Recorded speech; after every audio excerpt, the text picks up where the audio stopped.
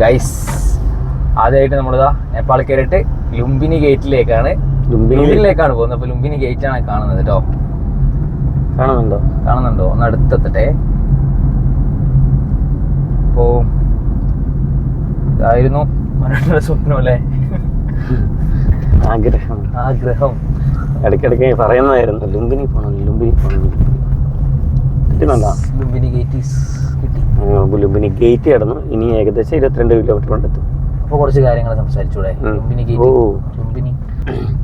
നമ്മള് കാറുമായിട്ട് അല്ലെങ്കിൽ ജീപ്പും ഒക്കെ ആയിട്ട് നമ്മള് വാഹനമായിട്ട് കേരളത്തിൽ നിന്ന് വരുന്നവർ അല്ല എവിടെ നിന്ന് വരുന്നവരാണെങ്കിലും ശ്രദ്ധിക്കേണ്ട ഒരു കാര്യം, നേപ്പാളിലേക്ക് കാർ കൊണ്ടുവരാൻ പറ്റും, ഈസിയാണ്. പക്ഷെ കുറച്ച് ടാസ്ക്കാണ്, ഭയങ്കര ഒരു ഹിമാലയൻ ടാസ്ക് അതിൻ്റെ മുമ്പിലുണ്ടാകും. നമുക്കൊന്നും മനസ്സിലാവില്ല. ആദ്യം തന്നെ പുതിയ വാഹനം എടുത്തവർക്ക് RC കിട്ടില്ല എന്ന് അറിയാലോ. നമുക്ക് RC ഇല്ല. ഇനി കേരളത്തിൽ മാത്രമാണോ RC ഇല്ലാത്തതെന്ന് അറിയില്ല, ബാക്കി സംസ്ഥാനങ്ങളുണ്ടോ അതും അറിയില്ല. എന്തായാലും RC നമ്മൾ പരിവാഹനിൽ നിന്ന് ഡൗൺലോഡ് ചെയ്ത് എടുത്ത് ലാമിനേറ്റ് ഒക്കെ ചെയ്ത് ഏകദേശം ഒറിജിനൽ പോലെയൊക്കെ ആക്കിയിട്ട് വേണം കൊണ്ടുവരാൻ. അല്ലാതെ ഫോട്ടോസ്റ്റാറ്റ് എടുത്തുകൊണ്ട് വന്നിട്ടില്ല, സമ്മതിക്കില്ല. ഡിജി ലോക്കറൊന്നും ഇവിടെ അവർ ആക്സെപ്റ്റ് ചെയ്യില്ല. പിന്നെ ഈ RC ആയിട്ട് നമ്മൾ ചെല്ലുമ്പം അവർ പറയും നമ്മുടെ ഇമിഗ്രേഷൻ ഓഫീസിലെ കസ്റ്റംസ് ഓഫീസിൽ പോയിട്ട് എന്ത് ചെയ്യണം, ഇത് മേടിച്ചിട്ട് വരാൻ പറയും. എന്താ ഒപ്പ് മേടിച്ചു തരാൻ പറയും. വെഹിക്കിൾ രജിസ്ട്രേഷൻ വെഹിക്കിളിന് ഓതറൈസേഷൻ മേടിച്ചിട്ട് വരാൻ പറയും. അപ്പം നമ്മളവിടെ ചെല്ലണം. അപ്പം നമ്മളവിടെ ചെല്ലുമ്പം മനസ്സിലാക്കേണ്ടത് ഇവിടെ വെഹിക്കിൾ ഓതറൈസേഷൻ ചെയ്യില്ല എന്ന് എഴുതി വെച്ചിട്ടുണ്ട്. അപ്പം നമ്മൾ പിന്നെയും വരും. പക്ഷെ കുഴപ്പമില്ല, അവർ പറയും ഇതിങ്ങനെ ഉണ്ടെങ്കിലും കുഴപ്പമില്ല, നിങ്ങൾ ഫോട്ടോസ്റ്റാറ്റ് എടുത്തിട്ട് വരാൻ പറയും. അപ്പോഴും ഞങ്ങൾക്ക് മനസ്സിലായി എന്തിനായിരുന്നു അങ്ങനെ പറഞ്ഞത്. പിന്നെയും ഞങ്ങൾ എന്താ പറയുക, പൊട്ടന്മാരുമാര് നിൽക്കുന്ന കണ്ടിട്ട് അവർ പിന്നെ ഞങ്ങളോട് പറഞ്ഞു തന്നു എന്തിനാണ് അവർ ചെയ്തെല്ലാം തന്നു, ഫോട്ടോസ്റ്റാറ്റേ നിങ്ങൾക്ക് തരുള്ളൂ, ഒറിജിനൽ തരില്ല എന്ന് പറഞ്ഞു. ഞാൻ ചോദിച്ചപ്പോൾ ഒറിജിനൽ തന്നില്ല പിന്നെ നമുക്ക് അങ്ങോട്ട് കാര്യമില്ലല്ലോ. അപ്പോൾ പറഞ്ഞു അങ്ങനെയാണെങ്കിൽ ചെറിയൊരു ചെറിയൊരു കാര്യം കൊണ്ട് ചെയ്താൽ മതി അവിടെ. പിന്നെ അവർ പറഞ്ഞു തന്നു എത്രയാണെന്നുള്ളത് പറഞ്ഞു. അപ്പോഴാണ് എനിക്ക് മനസ്സിലായത്. പിന്നെ അത് കൊടുത്തു, ചേഞ്ചൊക്കെ തരും. അവർ പറയുന്നത് മാത്രമേ ചെയ്യുള്ളൂ. അങ്ങനെ ഞങ്ങൾ എന്ത് ചെയ്തു, അവിടെ നിന്ന് അത് കഷ്ടിച്ച് രക്ഷപ്പെട്ടു. അപ്പോൾ അങ്ങനെ ഇതായിട്ട് വന്നു. അപ്പം ഇത്രയൊക്കെ ചെയ്യുമ്പം നമുക്കിവിടെ ഒരാൾ വേണം, നമുക്കിത് അറിയത്തില്ലല്ലോ. അപ്പോഴാണ് നമ്മൾ നേപ്പാളിൽ ബോബിച്ചേട്ടനെ നേരത്തെ വിളിക്കുന്നുണ്ടായിരുന്നു. അപ്പോൾ ബോബിച്ചേട്ടൻ എന്ത് ചെയ്തു, നമുക്ക് ഒരാളെ ഇവിടെ ഏർപ്പാടാക്കി തന്നു. പിന്നെ പുള്ളി എന്ത് ചെയ്തു, പുള്ളിക്കാരനാണ് ബാക്കി കാര്യങ്ങളൊക്കെ ചെയ്തത്. പിന്നെ അതിൽ കൊണ്ട് നടക്കുന്നു, ചെക്കിങ് ഉണ്ടാവും. നമ്മുടെ ഒരുപാട് സാധനങ്ങൾ കൊണ്ടുവരുമല്ലോ വണ്ടിയിൽ. ഇത് മുഴുവൻ ചാടിച്ചിറക്കണം എന്ന് പറഞ്ഞപ്പോൾ തന്നെ ഞാൻ ഞെട്ടി. കാരണം ഇത് വലിയൊരു ടാസ്ക്കാണ്. ഇതിനകത്ത് നിറച്ച് എന്താ പറയുക, തുണിയൊക്കെ മുഷിഞ്ഞതൊക്കെ അതേപോലെ അയച്ചിട്ടേക്കുന്നു. ഇതെല്ലാം എടുത്ത് ചെക്ക് ചെയ്യുക എന്ന് പറഞ്ഞു കഴിഞ്ഞാൽ ടാസ്ക്കാണ്. പക്ഷേ ഈ ചങ്ങാതി കൂടെ വന്നത് കൊണ്ട് നമുക്കെന്താ ആ ചെക്കിംഗ് ഒക്കെ വളരെ മിനിമം ആയിട്ട് ചെയ്യാനും പറ്റി. അധികം വലിയ കാര്യമില്ലാണ്ട് ക്യൂവിൽ നിൽക്കണ്ട, 2-3 ബാഗ് ചെക്ക് ചെയ്തുള്ളൂ, ബാക്കി കാണിച്ചാൽ മതി അവിടെ. പിന്നെ ഒരു തമിഴ്നാട്ടുകാരനായിട്ടുള്ള ഒരു മിലിറ്ററിക്കാരനായിരുന്നു ഉണ്ടായിരുന്നത്. പുള്ളിക്കാരന് കേരളക്കാരനായതുകൊണ്ട് നമ്മുടെ നാടിൻ്റെ അടുത്തായതുകൊണ്ടാണെന്നറിയില്ല, ഒരു സ്നേഹം ഉണ്ടായിരുന്നു അല്ലേ. അങ്ങനെ നമ്മൾ ട്രാവലേഴ്സാന്ന് പറയും. ട്രാവലേഴ്സിന് അധികം ബുദ്ധിമുട്ടിക്കൊന്നുമില്ല അവർ, അപ്പോൾ പെട്ടെന്ന് തന്നെ. പക്ഷേ ഇവരുണ്ടെങ്കിൽ ഇവർ നമ്മളെല്ലാത്തിൻ്റെ ഫ്രണ്ടിൽ കൊണ്ട് ചെയ്യിച്ചു തരും എന്നുള്ളതാണ് പ്രത്യേകത. അപ്പം 5 ദിവസത്തേക്കാണ് നമ്മൾ ആദ്യം എന്ത് ചെയ്ത് എടുത്തത്. അത് നമ്മുടെ സോനജ് ബാബുവിനോട് 10 ദിവസം ഞാൻ പറഞ്ഞിട്ട് അത് കഴിഞ്ഞ് എക്സ്റ്റെൻഡ് ചെയ്യാന്ന് പറഞ്ഞപ്പം ഇവനോട് ആ ചേട്ടൻ 1000 രൂപയാണ് ഒരു ദിവസത്തേക്ക് എന്ന് പറഞ്ഞുകൊണ്ട് ഇവൻ പറഞ്ഞു 5 ദിവസത്തേക്ക് മതി പറഞ്ഞു. അങ്ങനെ എന്ത് ചെയ്തു, 5 ദിവസത്തേക്കുള്ളൂ. ഇനി 5 ദിവസം കഴിയുമ്പോൾ ഇതേപോലത്തെ ടാസ്ക് ഉണ്ടോ എന്ന് അറിയത്തില്ല, അത് വേറെ വീഡിയോ. അപ്പം 5 ദിവസത്തേക്ക് ഞങ്ങൾക്കിപ്പം അവിടുന്ന് കിട്ടി. അപ്പോൾ അതിനുശേഷം നമ്മൾ നേരെ പോകുന്നത് ഇത് ഒരു ഓഫീസിൽ പോയി പൈസ അടയ്ക്കുന്ന സ്ഥലത്താണ്. അവിടെ ഇവർ തന്നെ ഉണ്ട്. ഇവർ ആദ്യം മുന്നേ നമ്മൾ കയറ്റി എല്ലാ സാധനം അവരെല്ലാം മേടിച്ചിട്ട് പോയി എല്ലാം ചെയ്തോളും. അവിടെ പോയി കഴിഞ്ഞാൽ ഒരു ഏകദേശം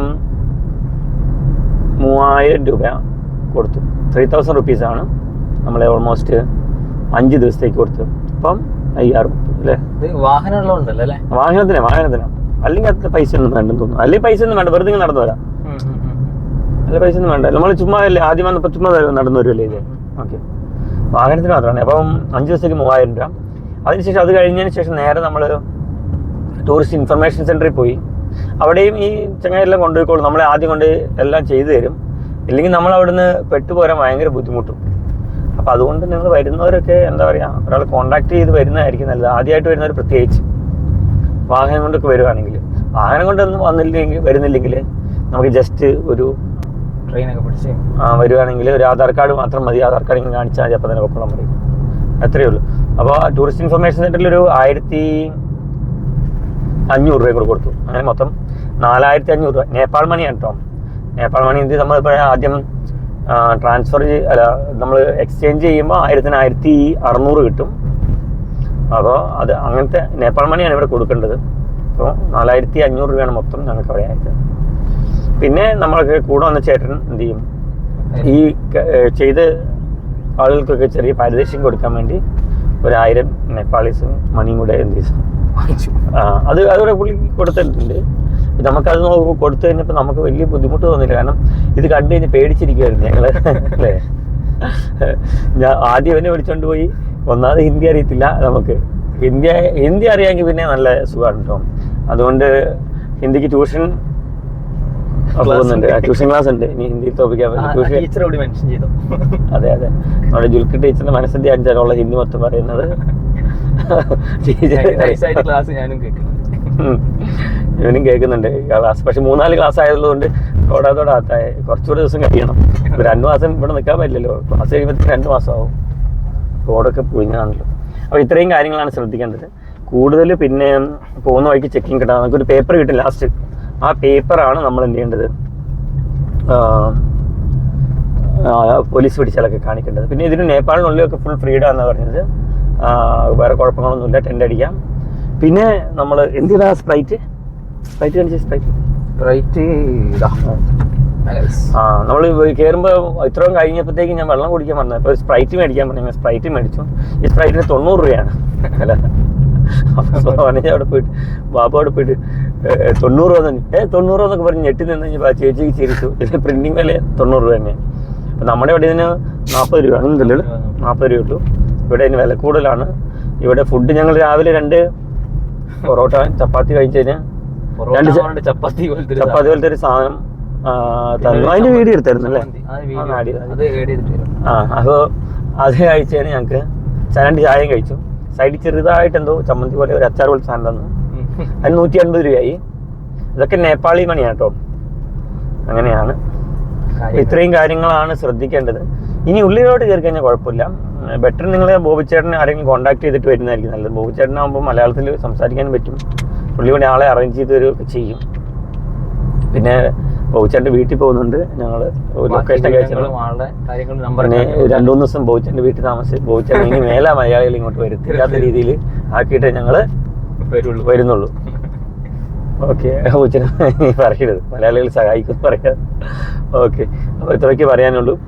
ഇതൊക്കെയാണ് നേപ്പാളിൽ വാഹനം കൊണ്ട് വരുമ്പോൾ ശ്രദ്ധിക്കേണ്ട കാര്യങ്ങൾ. ഇതാണ് നമ്മൾ ആദ്യം കടന്നു വന്ന ടാസ്ക്. പിന്നെ സിം എടുക്കണം. സിം എടുക്കാൻ വളരെ സിമ്പിളാണ്. ആധാർ കാർഡും വോട്ടർ കാർഡ് കോപ്പി ഒന്നും വേണ്ട. അവിടെ ചെല്ലുക. പണ്ടത്തെ സിസ്റ്റമാണ്. ഇവിടെ കൂപ്പണൊക്കെ ചേരേണ്ടിയിട്ട് *123# എന്നൊക്കെ പണ്ട് നമ്മൾ അടിക്കുന്നില്ലേ, അതേപോലെ അടിച്ച് നമ്മൾ ഇൻ്റർനെറ്റൊക്കെ ആക്ടിവേറ്റ് ചെയ്യും. 7 ദിവസത്തേക്കാണ് നമ്മൾ ചെയ്തിട്ടുള്ളത്. 5 ദിവസത്തേന് മറ്റേതുള്ളൂ. അപ്പോൾ 7 ദിവസം കഴിയുന്നതിന് മുന്നേ ബോബിച്ചേട്ടനെ വിളിച്ചു പറഞ്ഞു കഴിഞ്ഞാൽ ബോബിച്ചേട്ടൻ അപ്പോൾ തന്നെ റീചാർജ് ഒക്കെ ചെയ്തു തരും എന്നാണ് പറഞ്ഞിട്ടുള്ളത്.